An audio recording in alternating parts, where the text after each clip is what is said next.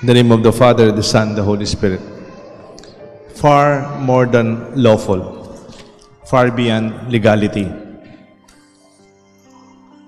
When I was in the seminary, we were studying philosophy. I have a professor, Father Pabros. He was teaching us critical thinking. And every Friday, he would give us a quiz.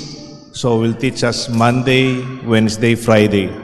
On the Friday, he will give us a quiz at the end of the week. One Friday, when he gave us a quiz, we answered. We all answered the question. And then the week after, he gave us the results. To our surprise, we all failed. Walang pumasa. Ma'am, walang pumasa. And then one of us complained, Father, Professor, why nobody passed this exam? And then Father Pablo said, it is a wrong question. Why did you answer it? Because if you answer a wrong question, it will lead you to a wrong answer. You are studying critical thinking. You should ask the premise, the basis of the question before you answer it. Mayroong maling tanong. Pag sinagot mo ang maling tanong, magiging mali ang sagot mo. Or it will lead you to where you don't want to go. Maybe that is how Jesus approached the question. Is it lawful for a man to divorce his wife? Jesus did not answer the question. He asked another question. What did Moses tell you? And from the beginning, even before Moses, what did God tell you? Maybe we can look at this question rather beyond legality. Let us look at the love between husband and wife. And second, let us look at our perspective of our children as gift from God. And let us celebrate the joy of family life. May kaibigan ako galing sa States, nagbabakasyon siya ngayon. Si Kuya Al. Binless namin yung condo nung pamangkin niya. Kukwentuhan kami. Paalala mo naman, Father, sabi ni Tito Al. Happy spouse, happy house. Okay naman, no? Kung gusto mong maging masaya ang bahay mo, gawin mong masaya ang asawa mo. Pero ginawa niya pang mas specific. Happy wife, happy life. Kung masaya yung wife mo, masaya ka rin. Kung gusto mong maging miserable ang asawa mo, miserable ang buhay mo. And maybe, mabibiruan lang po kami. Noon nga, sabi nila, less talk. Sabi naman ng isa, ako, no talk, no mistake. Dito, sa St. Jude. Tapos sabi, hindi totoo yan, sabi ng isa, sa St. Jude. Bakit naman? Ako nga, no talk na. No talk. Mali pa. Kasi sabi ng asawa ko, o teka bulat-bulat, ating katanggewang eusto. Why are you quiet? Maybe you are guilty na eh. Nanahimik na ako, natamaan pa ako. Hindi, I'm just kidding. Alam niyo po kasi, the basis of every relationship in a family is love, beyond legality. Kaya nga pag kinakasal yung mag-asawa, sasabi nila, wear this ring as a sign of my love and fidelity. In the name of the Father, and of the Son, and of the Holy Spirit.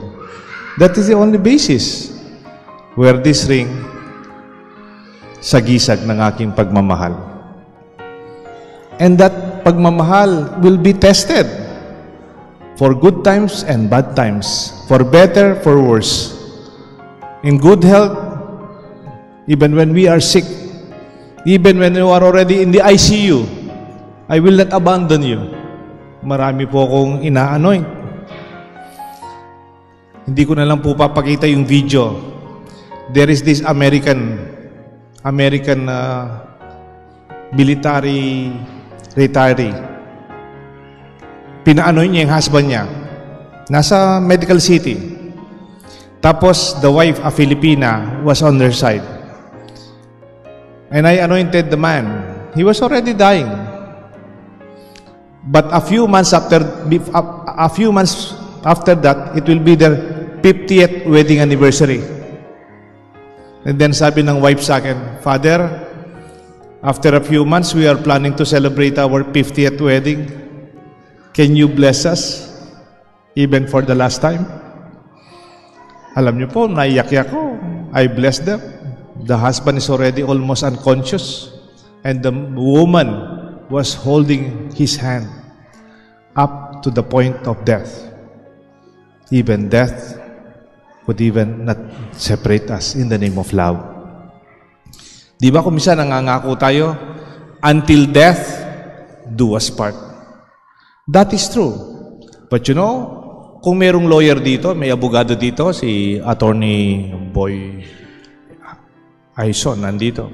Di ba po, totoo naman po, Attorney, until death do us part? Tama naman, pag namatay ka na, wala ka ng obligasyon, tapos na. Kahit anong kontrata yan. Pero, pag sa larangan ng pagmamahal, even death will not do you part. Ang nanay ko po, 29 years ng byuda. My father died 50 years old. And when I go home, I always hear my mother mention my father. Oy! Favorite ng papa nyo yan. That's the favorite of your papa. Bulang lang. Usually sa bahay namin, you have a vinyl record. Yung long playing. Matt Monroe, Motown, The Standards of Burt Bacharach. When I play them after lunch, sasabihin na ng mama ko, Hoy! Favorite ng papa nyo yan! Motown! And then, I will fix brewed coffee because my father loves brewed coffee. Even noon pa, wala pang Starbucks. Nagbo-brewed coffee na yung tatay ko. So, hanggang ngayon, nakakape ako. And then, sasabihin ng mama ko, Hoy! Brewed coffee! Kung buhay ang tatay nyo, kaya ba yung magkape? Yung bunsong kapatid ko, ano po yun Pilyo, yung pilosopo. Sabi niya sa nanay ko, matagal nang patay yung tatay ko. Pabayaan nyo nang magpahinga. Bakit mo siya parating binabanggit? You know what I realized? My mother still loves my father. Kung pwede ko lang makausap si Pope Francis, I would ask, Pope Francis, can we adjust the commitment of husband and wife? Because the commitment must be going beyond legality, Attorney Aison. Biguro sasabihin ko, if we talk about love, to love, for better, for worse, for richer, for poorer, in sickness and in health, even death will not do us part. Kahit ang kamatayan, hindi tayo ipaghihiwalay. Totoo naman yun, di ba? Ang tunay na nagmamahal, nananatili. Fathers, do you want your children to love you? Mga tatay, gusto niyong mahalin ka ng anak mo? Siyempre. Wag mo siyang ibili ng mamahaling regalo lamang o ibigay mo yung gusto niya na gift. Mamahalin ka ng anak mo kung nakikita niyang mahal mo ang nanay niya. Ganon din, tatay ay nanay. Gusto mong mahalin ka ng mga anak mo. Pakita mo sa anak mo, mahal mo yung tatay niya. And when they see this, susuklian niya. They will love you in return. Because that is what they witness to you, in you. The other way around is also true. Gusto mong maging rebeldeng mga anak mo? Pakita mo kung paano mo sinasaktan ang asawa mo. Or how you do not love her. Indirectly or indirectly or unconsciously, they will do the same. That's why when we love, it's not perfect. We are not a perfect family. Sabi nga ni Pope Francis, alam niyo po, kukonfess ako, ang tatay ko at nanay ko, madalas mag-away. I'm a witness. Panganay po ako, nag-aaway yung tatay ko at nanay ko. My father and my mother will always fight when I was a young boy. Because they do not have the same personalities. My father is a banker. My mother is a housewife. My father is a man of a few words. When you say no, no. Pag sinabi yes, yes, tapos na. No explanation. My mother the same. A woman of a few thousand words. Example, pinapainom kami ng cough syrup. Kunyari, may inuubo kami, we have cough. We will take cough syrup. During our times, 70s, yung cough syrup hindi masarap, no flavor, mapait. So we don't want to take cough syrup. And then my mother said, minom na kang panulo. Kami nung lagnat ka, ospital na ka. Sige na, minom na ka. Sige na, mapalo ka na ako. Dalada ka ospital, may injection ka, may injection. Minom na ka, sige na. Anak ka malinis, sayang ako nabalik. Minom na kang panulo. Pero I don't want. Tapos susumbong siya sa tatay ko, Robert, labisang minom panulo yung anak mo. Ang tatay ko wala masasabihin. Sabi niya, that's authority. Pero I mean, they were able to hold on. They are not the same. Madalas silang mag-away, small things. But you know, they held on. Even up to the point my father died. There are no perfect family, my dear friends. You can go to another family. It may not also be perfect. You realize. Because divorce is not a solution. It's also another problem. Do you think what you will discover later will be better than what you have now? I don't know. If you cannot celebrate the gift of family today, how can you celebrate the gift of family later? Ikalawa, we also celebrate children. Jesus in the gospel, in the later part, who is the greatest in the kingdom? He called a child. So this is the greatest. Sometimes in marriage, even divorce, we don't even consider children. Paano yung mga bata? Jesus said to them, let the children come to me and do not hinder them, for the kingdom of God belongs to such as this. Cardinal Tagle once celebrated a mass in Italy, in Milan, in a Ambrosian rite. And when he was celebrating mass, he felt something is missing. Parang may kulang. So, sabi ni Cardinal Tagle, parang may kulang. Ano kaya yung kulang sa misang to? It was very organized, very solemn, very neat, very quiet. And then Cardinal Tagle noticed there are no children. No children. Very quiet. Maybe they are right. They are very quiet. But in our church, we have a lot of children. I already asked more than 70 to go there. Meron pa naiwan. But it's okay. We are a family. I don't mind it. There will be children running, sometimes crying, laughing. Okay lang. Bata sila eh. Di ba? They are young. Pero ibang pinag-usapan kung 30 years old na, takbo-takbo pa dyan, tsaka iyak-iyak. They need professional help. Pero di ba ganun din sa pamilya? At home, you have children crying. Pasensya na po kayo sa aming mga pare. Dahil matandang binata kami. Hindi kami sanay sa mga bata. Kaya kumisan yung pasensya ng mga pare, matandang binata, is very, pero okay lang. It's music in my ears. No, minsan, sometimes you want to turn off the music. And it's part of having a family. They are our future. Do you know, I asked once in a conversation, I think in St. Jude also, architect John. Sabi ko sa St. Jude, kilala nyo alam nyo yung Lee Kuan Yew? Do you know Lee Kuan Yew? Sabi nung isa sa St. Jude, Father, soy sauce ba yun? Hindi, Kikoman yun, sabi ko. Lee Kuan Yew, the Prime Minister of Singapore during the times of Marcos. His speech before is like this, we should prioritize economy. What is most important is your finances.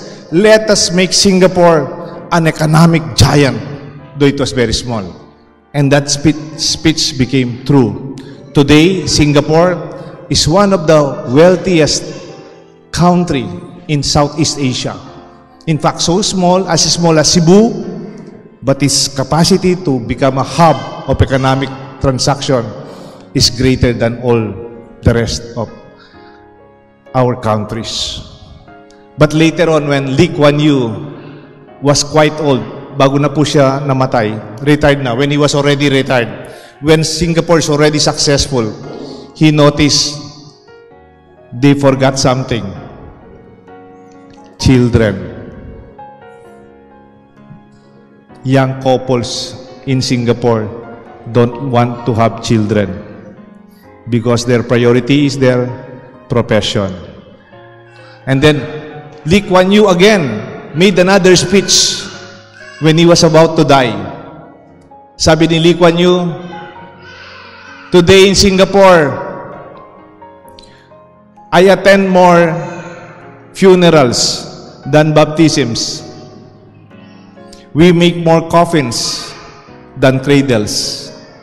I am afraid that someday there will be a successful Singapore without Singaporeans. Nangyayari na po yan. It's already happening. That's why you have friends working in Singapore. Because they need more manpower, human resources, I mean. Even in Japan. In the past 15 years in Japan, their population is going down, negative. And it is said that beyond our lifetime, before that ever be climbing to its original positive growth, there will be a future. There will be no Japanese. I'm just saying, yes, don't be afraid to have children, especially for the young. They are God's gift to us.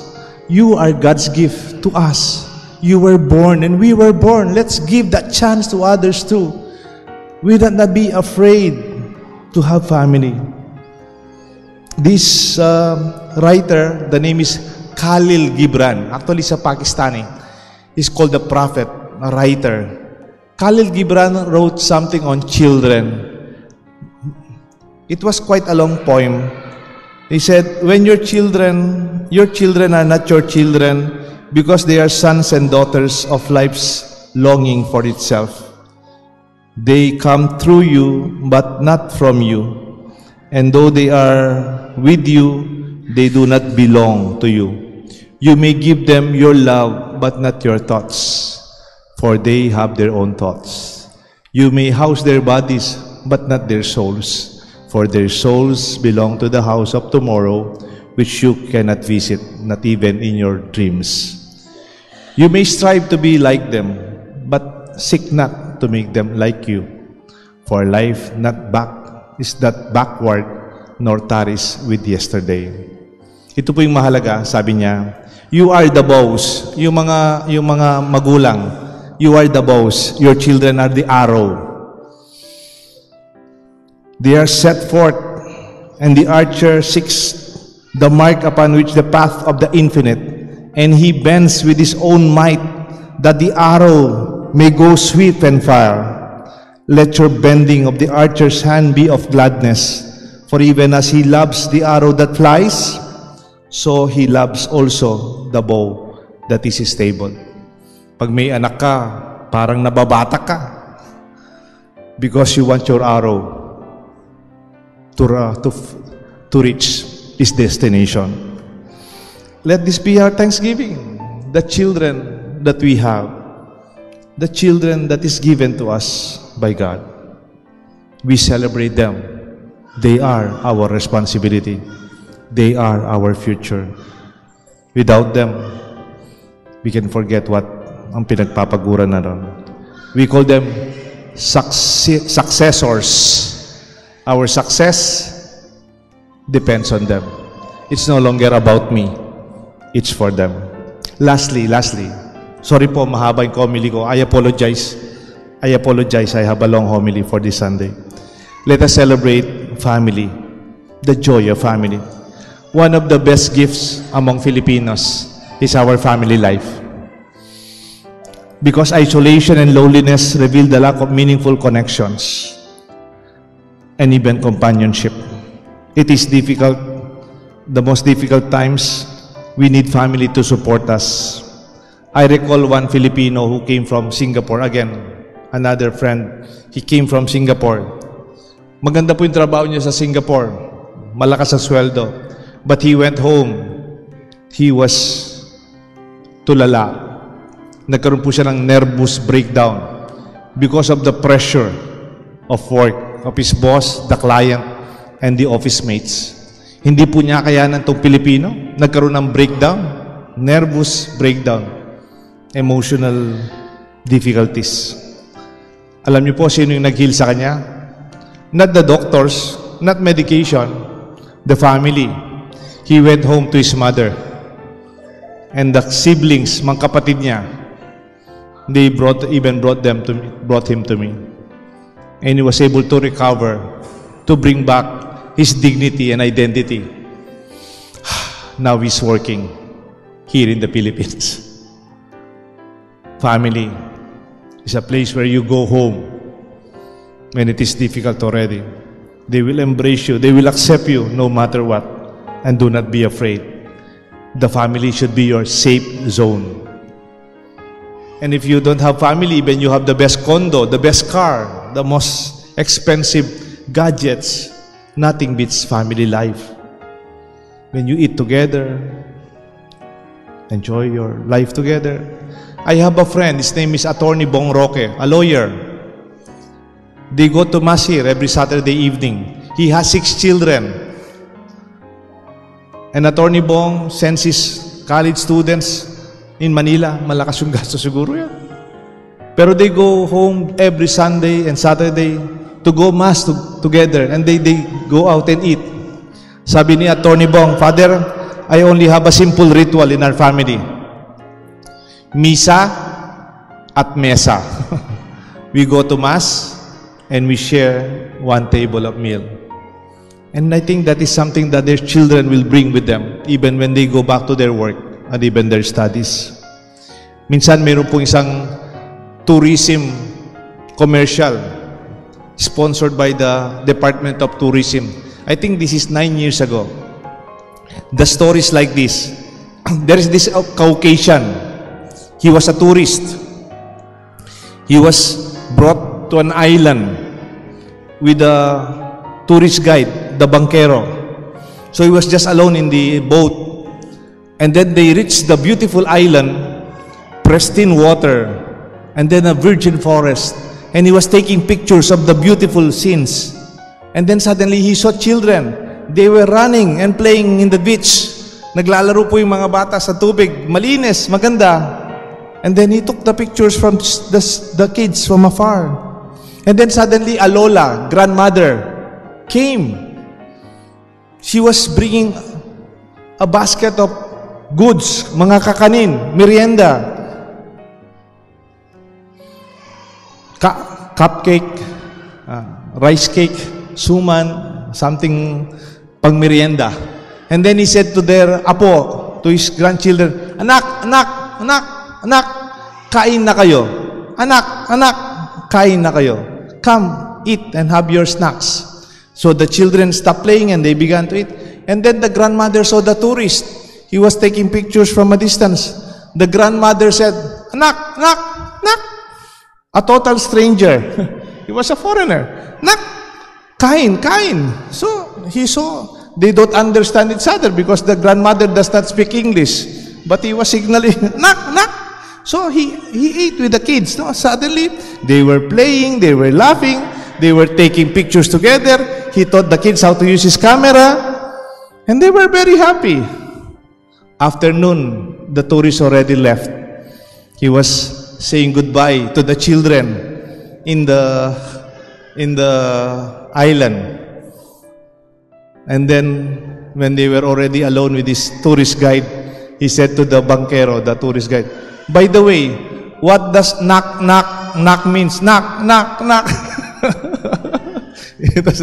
And then the tourist guide said, it means my son. Anak. And then the Caucasian tourist said, he was so touched by that experience. For maybe for so long, it was for him to feel somebody's calling him, my son, my son, my son. And when he went back home, he wrote in his Facebook page, he said, when you are with Filipinos, you are with family. Pagkasama mo, Pinoy, kasama mo, pamilya. You go to the marketplace, they will say, ate, anong gusto mo? Sumakay ka ng tricycle, kuya, saan ka pupunta? Because this is our baptism, this is our identity. I just want to end with the story of an actor that you know. He's a Canadian, famous actor during our times. His name is Michael J. Fox.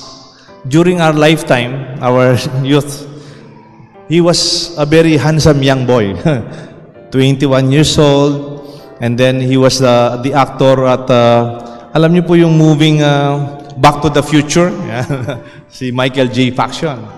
But nung 29 years old po siya, this Canadian actor, he had Parkinson's disease. And from 29 years old until now, 63 na po siya, he's in a wheelchair. He cannot go to a restaurant without a wheelchair, to the hospital without a wheelchair, or even go to social activities without a wheelchair. And the one who is pushing the wheelchair is his wife. And now his grown children. And then Michael J. Fox was asked, Michael, how do you describe your family? Michael J. Fox said, family is not an important thing. It's everything. Maybe that is what we celebrate today. Beyond what is legal is the love of husband and wife, the foundation of family, the gift of children, and our celebration and the joy of our family life. This is our treasure.